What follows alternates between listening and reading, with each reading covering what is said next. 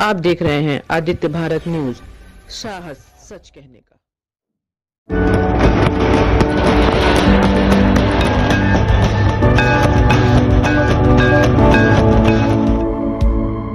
देश को आज अपना 15वां राष्ट्रपति मिल गया है, क्योंकि द्रौपदी मुर्मू देश की पहली महिला आदिवासी और दूसरी महिला राष्ट्रपति बन चुकी हैं। वहीं मुर्मू के गांव में जश्न का माहौल है, हर कोई उनकी जीत का जश्न मना रहा है। रायरंगपुर गांव में 20,000 लड्डू बनाकर पहले ही तैयार कर लिए गए थे, जिन्हें बांटकर अब खुशियां मनाई जा रही हैं। तो आज के अपने वीडियो में हम आपको द्रौपदी मुर्मू की जिंदगी के कुछ जाने अनजाने पहलुओं से रूबरू कराएंगे।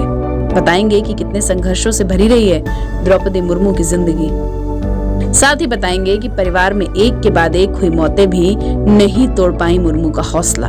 बस आप वीडियो के आखिर तक बने रहिए हमारे साथ। द्रौपदी मुर्मू का जन्म आजाद भारत में 20 जून 1958 को ओडिशा के मयूरभंज जिले में हुआ था। आदिवासी समूह संथाल से ताल्लुक रखने वाली द्रौपदी मुर्मू ने शिक्षक के रूप में अपने करियर की शुरुआत की और फिर ओडिशा की राजनीति में प्रवेश किया। द्रौपदी मुर्मू का राजनीतिक जीवन 1997 में शुरू हुआ, जब उन्होंने पार्षद का चुनाव जीता। इसी साल उन्हें बीजेपी एसटी मोर्चा का राज्य उपाध्यक्ष भी चुना गया। इसके बाद उनका राजनीतिक जीवन बुलंदियों की ओर बढ़ता गया। साल 2000 और 2009 में 2 बार ओडिशा की मयूरभंज विधानसभा सीट से बीजेपी के टिकट पर उन्होंने चुनाव लड़ा और जीत हासिल की।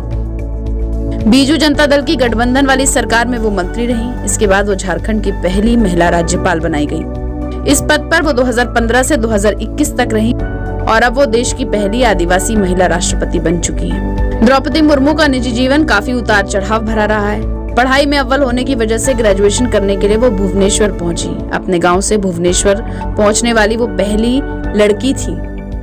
इस दौरान उनकी मुलाकात श्याम चरण मुर्मू से हुई। श्याम भी उन दिनों भुवनेश्वर में ग्रेजुएशन कर रहे थे। दोनों के बीच प्रेम हुआ और श्याम विवाह का प्रस्ताव लेकर द्रौपदी के घर पहुंच गए। ये वाकया 1980 का है। द्रौपदी के पिता को मनाने के लिए वो 3 दिन तक उनके गांव में ही डटे रहे। हालांकि पिता को ये रिश्ता मंजूर नहीं था, लेकिन परिजनों और गांव वालों के दबाव में आकर उन्होंने हाँ कर दी। अब बात आ पहुंची दहेज पर, तो तय हुआ कि दहेज में एक गाय, बैल और 16 जोड़ी कपड़े दिए जाएंगे। इस पर द्रौपदी के घर वाले राजी हो गए। 1980 में शादी के बाद द्रौपदी मुर्मू अपने ससुराल पहाड़पुर आ गई, लेकिन विवाह के बाद उनके जीवन में एक के बाद एक दुख और कष्ट आते रहे। 2009 में उनके पहले बेटे की मौत हो गई। बेटे की मौत से द्रौपदी मुर्मू को सदमा लगा और वो डिप्रेशन में चली गई। बेटे की मौत के गम से उबरने के लिए उन्होंने अध्यात्म का रास्ता चुना। ब्रह्म कुमारी से जुड़ने के बाद वो धीरे धीरे इस गम से उबर रही थी। तभी विधाता ने एक और असहनीय दर्द उनकी झोली में डाल दिया। 2013 में सड़क हादसे के दौरान उनके दूसरे बेटे की भी मौत हो गई। यानी 4 साल के अंदर उन्होंने अपने दोनों बेटों को खो दिया। उनके निजी जीवन में आई ये त्रासदी यही नहीं रुकी। बेटों की मौत के कुछ दिन बाद ही उनकी मां और भाई का भी देहांत हो गया। इन तमाम दुखों को पीछे छोड़कर द्रौपदी मुर्मू आगे बढ़ ही रही थी कि 2014 में उनके पति का भी साथ छूट गया।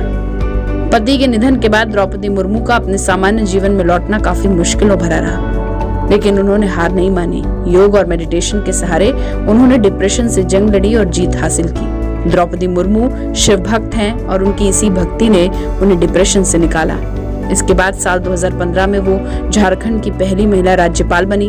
मुर्मू को आदिवासी उत्थान के लिए 20 साल से अधिक समय तक काम करने का अनुभव है। ऐसे में निश्चित तौर पर द्रौपदी मुर्मू के रूप में देश को एक ऐसा राष्ट्रपति मिलने जा रहा है जिसके पास राजनीतिक अनुभव का समंदर भी है और जीवन में हर बाधाओं को पार कर आगे बढ़ने का हुनर भी। हमारी इस रिपोर्ट पर आपकी क्या राय कमेंट के जरिए हमें जरूर बताएं।